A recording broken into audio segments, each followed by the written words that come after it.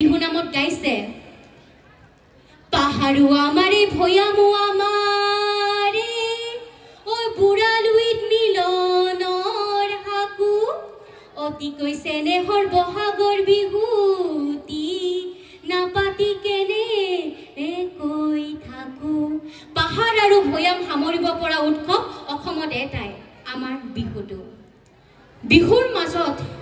যি সামাজিক ৰাজনৈতিক চেতনা আছে বিহুৰ মাজত যি অৰ্থনৈতিক প্ৰমূল্যবোধ আছে হেয়া কিন্তু সঁচাকৈয়ে বিৰল অসমত বসন্তকালীন উৎসৱ বিহুৱে একমাত্ৰ নহয় অসমৰ প্ৰায় প্ৰতিটো নৃগোষ্ঠীৰে প্ৰতিটো জনজাতিৰে নিজা বসন্তকালীন উৎসৱ আছে বিহুৰ মাজত যি সমন্বয় বাৰ্তা আছে বিহুৰ মাজত যি জাতিটোক বান্ধিব পৰা ঐক্যৰ বাৰ্তা আছে হেয়া কিন্তু অতুলনীয় এই যে বিহু নামত গাইছে পাহাৰু আমাৰে ভয়ামু আমাৰে ঐ বুঢ়ালুইত মিলনৰ হাকু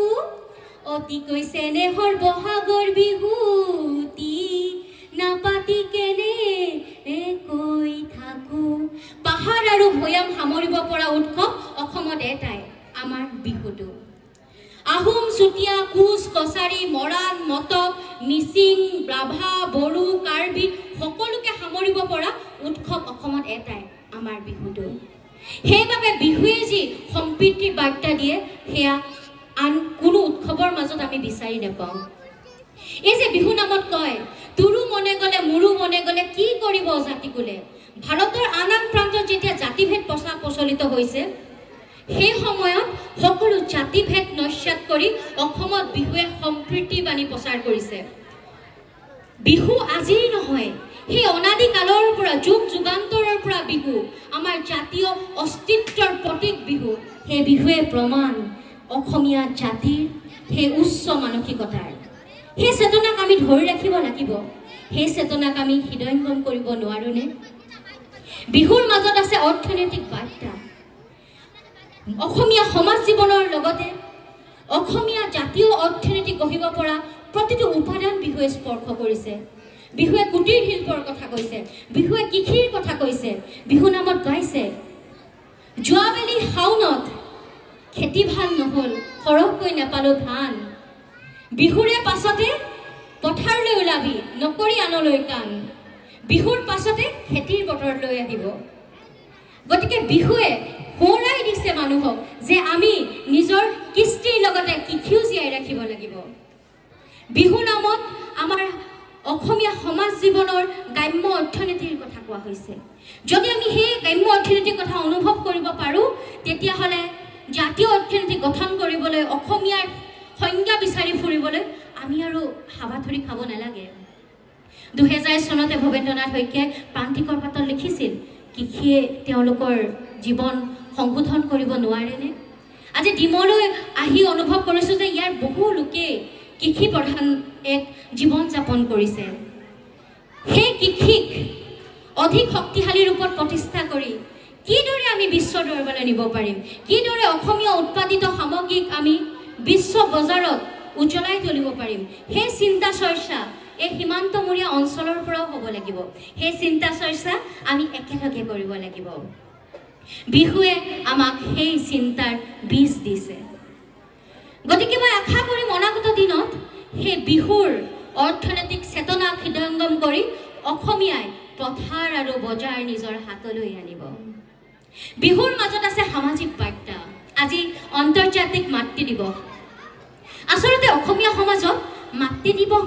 পালনৰ অৱকাশে নাই বছৰৰ প্ৰতিটো দিনেই মাতৃ দিৱস কিন্তু তাৰ পাছতো চাওকচোন প্ৰতিখন জিলা প্ৰতিখন নগৰত বৃদ্ধাশ্ৰমৰ পয়োভৰ সন্তানে আজি মাকক চিনি নাপায় এনে পৰিৱেশ আজি আন্তৰ্জাতিক মাতৃ দিৱসৰ দিনা ৰাতিপুৱাটো মই বৃদ্ধাশ্ৰমৰ আইসকলৰ লগত কটাইছিলোঁ তেওঁলোকৰ চকু চলচলীয়া হৈ পৰিছিল বহুতে কৈছিল এয়া কপালৰ দুখ আন কোনোবাই কৈছিল যে এটা সময় আছিল ময়ো সপোন দেখিছিলোঁ তেতিয়া মোৰ মনলৈ আহিছিল এই যে বহাগৰ দিনা বিহুৰ আৰম্ভণি আমি কৰোঁ আই পিতাইক সেৱা কৰি সেই যে সামাজিক বাৰ্তা সেয়া যদি হৃদয়ঙ্গম কৰোঁ আচলতে বৃদ্ধাশ্ৰমসমূহৰ প্ৰয়োজন কি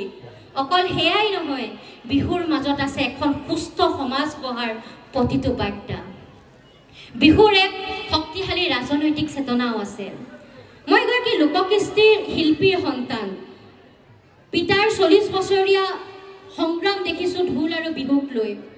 সদায় মই বিহুক কৃষি আৰু কৃষ্টিৰ অপূৰ্ব নিদৰ্শন বুলি গণ্য কৰি আছিলোঁ। কিন্তু অধ্যয়নৰ সুবিধাৰ্থে যেতিয়া বিহুৰ ওপৰত অধিক গৱেষণা কৰিবলৈ আৰম্ভ কৰিলোঁ, তেতিয়া অনুভৱ কৰিলোঁ যে বিহুৰ সীমাবদ্ধতা কৃষি আৰু কৃষ্টিতে নহয়।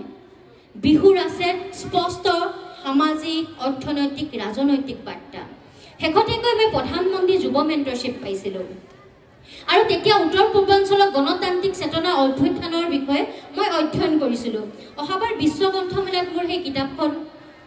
প্ৰকাশিত হ'ব। এই কিতাপখনৰ বাবে যেতিয়া মই অধ্যয়ন কৰিবলৈ বিভিন্ন প্ৰান্তলৈ গৈছিলোঁ, আমাৰ বিহু নামসমূহৰ মাজত আৰু লোকগীতসমূহৰ মাজত যি গণতান্ত্ৰিক চেতনা পাইছিলোঁ, সেয়া আচলতে সমগ্ৰ ভাৰতবৰ্ষতে বিৰল বুলি অনুভৱ কৰিছিলোঁ। এই যে বিহু নামত গাইছে, নগাৰে চাঙতে ঢোলেটি বাজিলে, দফলাই ধৰিলে টকা, ল'ৰা বুঢ়া সকলো ৰঙতে বলিয়া, ঐ বহাগৰ বিহু উৰে কথা। নগা চাঙৰ পৰা, দফলাৰ পৰা, ভৈয়ামৰ, আহোম চুতীয়া, কোচ কছাৰী, মৰাণ মটক সকলোকে সামৰি একতাৰ যি বাণী বিহুৱে দিছে, তাৰ মাজত যি গণতান্ত্ৰিক চেতনা আছে, সেয়াই দেশৰ সংবিধানৰো মূল কথা। অৰ্থাৎ হৃদয়ংগম কৰক, আমাৰ বিহুৰ মাজত কিমানখিনি আছে আচলতে এটা জাতিক সমৃদ্ধিশালী কৰিবৰ বাবে যিসমূহ উপাদানৰ প্ৰয়োজন, সেই সকলো উপাদান বিহুটোৱে আমাৰ যতনাই দিছে। আমি মাত্ৰ হৃদয়ংগম কৰিব লাগে। তাৰ হাতত ঢোলৰ মাৰি, তাৰে হাতত নাঙলৰ খুঁটি। আমাৰ শিপা সন্ধানী যাত্ৰা সফল কৰিবলগীয়া হয়, আমি যদি নিজৰ জাতিটোৰ ভৱিষ্যত সুৰক্ষিত কৰিবলগীয়া হয়, তেনেহ'লে আমি নিজৰ কৃষ্টি, সংস্কৃতি, আমাৰ লোকশিল্প জীয়াই ৰাখিব লাগিব। আৰু সেয়া আমি সমূহীয়া প্ৰচেষ্টা